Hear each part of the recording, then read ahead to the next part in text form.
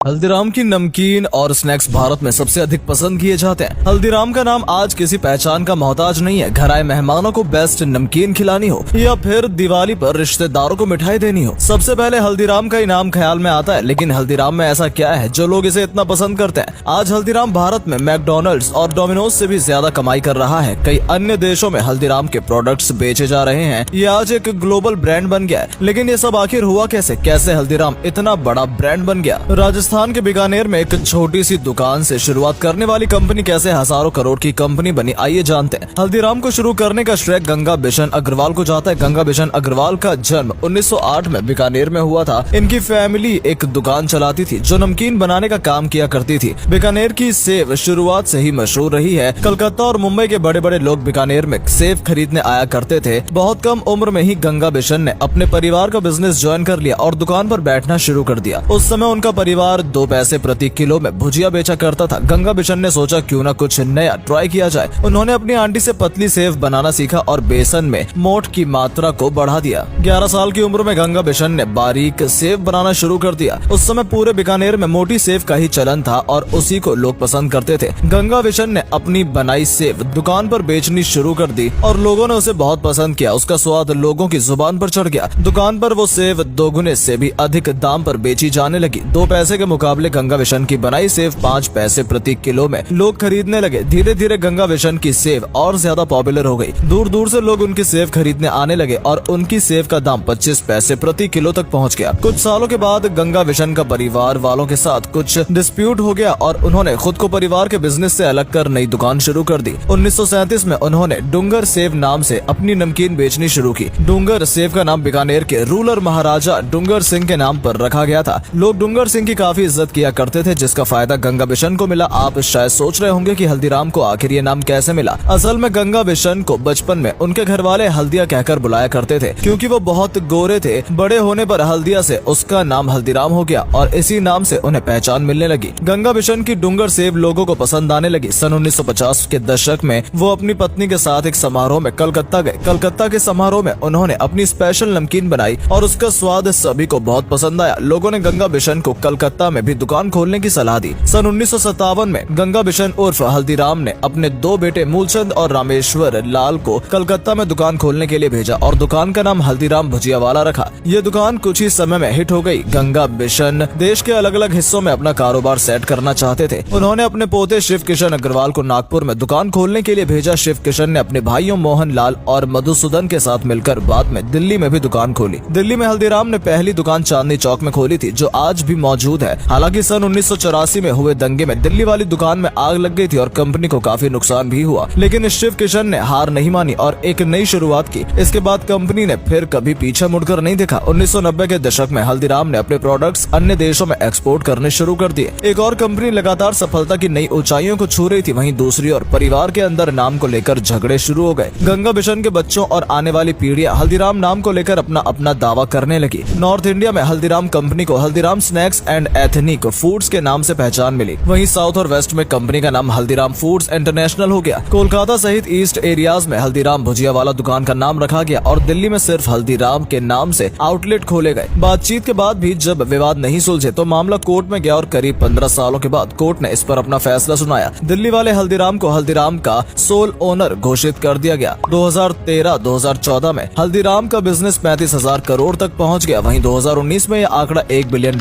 को क्रॉस कर गया है। हल्दीराम अपनी नमकीन को कलरफुल पैकिंग में बेचती है। मार्केट में हल्दीराम की नमकीन 5 रुपए के पैकेट से लेकर 1 किलो तक के पैकेट में उपलब्ध है। कंपनी हाइजीन का खास तौर पर ध्यान रखती है। दिवाली पर हल्दीराम स्पेशल गिफ्ट पैक्स निकालती है। हल्दीराम की सोन पापड़ी पर चाहे कितने ही जोक्स बना लिए जाए, लेकिन उसकी सोन पापड़ी का स्वाद लाजवाब होता है। हल्दीराम आज सैकड़ों तरह के प्रोडक्ट्स बेचती है। भारत के अलावा विदेशों में भी हल्दीराम को खूब पसंद किया जाता है। हल्दीराम कंपनी का एक और उसूल रहा है कि वो कभी नॉनवेज में डील नहीं करेगी और ये भी एक कारण है कि लोग हल्दीराम के प्रोडक्ट्स पर आंख बंद करके भरोसा कर लेते हैं। उम्मीद करते हैं कि आपको हमारी आज की ये वीडियो पसंद आई होगी। अगर हाँ तो इसे अधिक से अधिक लाइक करें और शेयर करें। आज के लिए इतना ही। आपसे फिर मिलेंगे एक नई वीडियो के साथ। धन्यवाद।